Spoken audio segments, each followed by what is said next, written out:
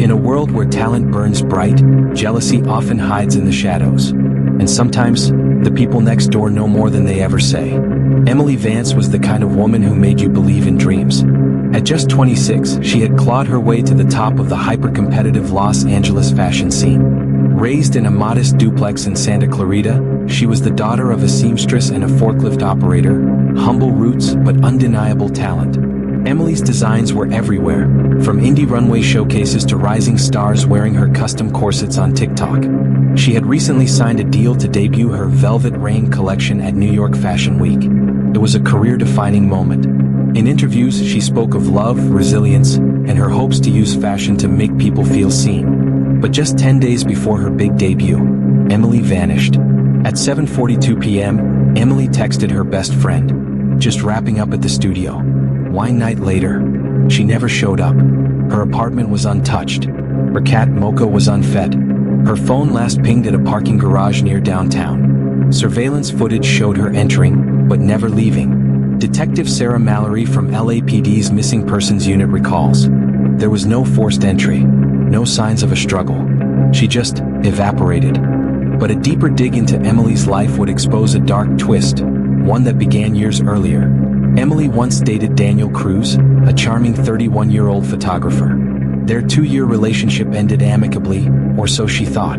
But Daniel quickly moved on with Sophia Monroe, a moody, volatile barista with a criminal record for stalking her ex in Portland. Multiple friends revealed that Sophia was obsessed with Emily. She mimicked her clothes. She dyed her hair the same color.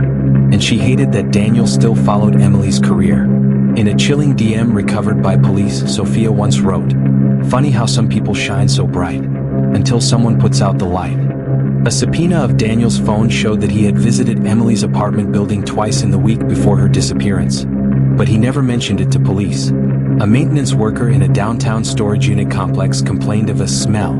Inside one of the units, registered under a fake name, police found a duffel bag with blood-soaked fabric, a pair of custom-designed heels from Emily's last line, and a torn scarf with her initials. DNA confirmed it. Emily was dead. There was still no body. Then came the footage.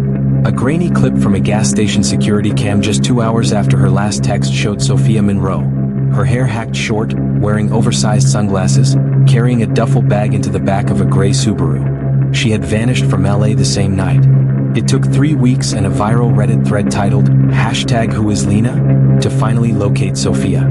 She was arrested in a remote town near Sedona, Arizona, living under the alias Lena Garcia, working at a vegan cafe, wearing a pixie cut and pretending to be a yoga instructor.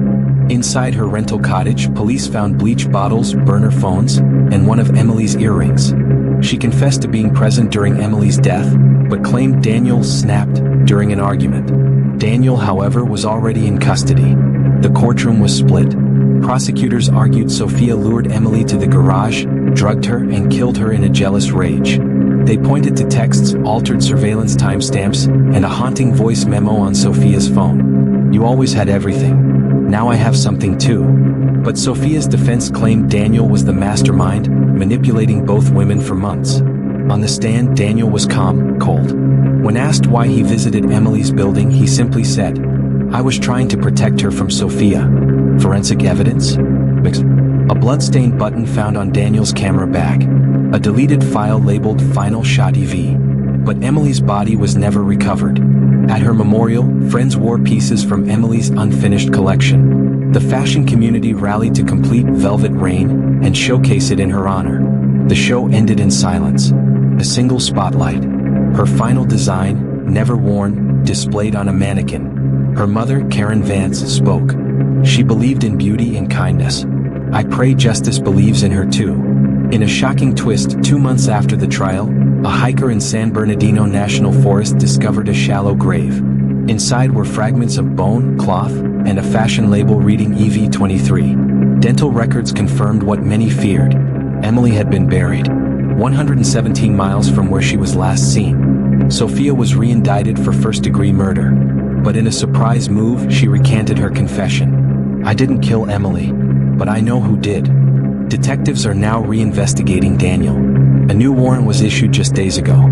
After her re-indictment, Sophia Monroe refused to speak for weeks, until she made one chilling request from jail. I want to speak to Emily's mother, alone. Karen Vance, hesitant but desperate for answers, agreed. The prison footage is haunting. Sophia whispers, almost trembling. Emily never screamed. Not once. That night, she forgave me. Even when She breaks off. Cameras catch her mouthing the word, Daniel. Sophia agrees to a new plea deal in exchange for testimony and a hidden folder of evidence stored on a drive, buried beneath a tree behind her childhood home in Pasadena. On it, a video time-stamped August 17th, 11:43 p.m. Emily's voice, faint, saying, "Why are you filming this?" Daniel's voice. For the archive. For memory. For control. Investigators now suspect Daniel Cruz kept a series of encrypted journals and footage from his projects, past relationships, arguments, even breakdowns. With the help of a digital forensic expert, they retrieve a disturbing gallery of hidden folders labeled with initials. EV23 Emily Vance, CL19 and JH17. Each file contains photos, video clips, and emotional recordings of different women, all eerily similar to Emily, all gone silent years ago. One image stands out. A girl named JH17 standing beside a green mailbox with the exact GPS coordinates of the burial site in San Bernardino where Emily's body was discovered. That girl, later confirmed as Jessica Harlow, had disappeared in 2017. Her case was never solved. Daniel Cruz wasn't just Emily's ex. He was a manipulator, a collector, a predator hiding behind art and charm. 3 new families come forward, claiming Daniel dated their daughters, each young, creative, ambitious. Each vanished under unclear circumstances. But then, a bombshell. Daniel's brother, Michael Cruz, breaks his silence in an emotional interview. He reveals, Daniel was always off. After our mom died, he started filming everything. He said people never truly existed unless you captured them. That's how he saw women, muses to document, control, and erase. He hands over a locked notebook Daniel once hid in the attic. Inside, scribbled on the final page, Emily knew too much. She saw me. Daniel is arrested and charged with multiple counts of murder, abuse of corpse, and obstruction. The trial becomes a national obsession. Emily's showpieces are worn in court by her friends, her memory stitched into every thread. Sophia takes the stand in handcuffs, confessing to helping move the body but insisting Daniel delivered the final blow. He said she betrayed the story, that she wasn't supposed to leave. Daniel, now visibly gaunt and robotic, denies everything, until the prosecution plays a final video. It's Daniel, alone, whispering into a camera. They all leave, but now they live forever. Beautiful. Silent. A single tear runs down Karen Vance's cheek as the verdict is read. Guilty on all counts. Justice, it seemed, had arrived. But then, something else surfaces. An LAPD intern cross-checking Daniel's stored footage flags an audio glitch. 1 second of distorted static at the end of every video. The audio engineer runs it through a spectrogram. Hidden in the waveforms is a coded voice message. It's not Daniel. It's a woman, whispering. Not all of them were his. Beneath Daniel's external drive, detectives find an old SIM card taped beneath a false bottom. On it, a video confession by Sophia, dated a full 3 days before Emily disappeared. I'm tired of pretending. He'll never choose me while she's alive. Suddenly, the lines between victim, witness, and killer blur. Was Sophia more involved than she claimed? Was Emily's death a joint orchestration, or was someone else pulling the strings? After the anonymous Dropbox video titled EV23redux.mp4 surfaced, the case took a dark, unexpected turn. The video? A second angle. Not from Daniel's camera, but from a mounted surveillance device installed behind the wall of Emily's design studio. In the frame, Emily speaks nervously into her phone. If anything happens to me, it's not just Daniel. There's someone else. Round pushpin timeline. This recording was from 2 days before her disappearance. She had installed her own security camera after receiving untraceable, silent calls at odd hours, and finding someone had moved her sewing tools. She suspected Sophia. But it wasn't Sophia she caught snooping on her computer the night before Fashion Week. It was Marcia Kent, her landlord's wife. And Emily, it turns out, had caught her copying client data and accessing confidential design files. Marcia Kent, 48, was known as the sweet, eccentric neighbor with a love for indoor plants. She also had financial troubles, a failing boutique, and a vendetta against pretty little fashion girls who made it big. In a shocking twist, it's discovered that Marcia had previously been reported by another tenant, a designer named Claire Dunn, who died in an apartment fire ruled accidental in 2021. But the files on Marcia's old hard drive reveal something chilling. Dozens of client sketches stolen from Emily, a folder labeled Even, surveillance footage of Emily's studio, bathroom, and bedroom, and in one paused frame, Marcia and Sophia, together, laughing. Phone records confirmed they had been in contact for over a year.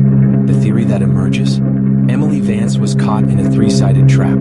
Daniel, obsessed with preserving her beauty in silence. Sophia, consumed with jealousy and a desperate need to be chosen. Marcia, furious over being exposed and fearing Emily's influence. Emily had planned to report Marcia for illegal surveillance. She even recorded a statement, never sent, where she said, "They all think I'm just a pretty face with a sewing machine. They're about to find out I'm more dangerous than they ever imagined." But someone else found the file first.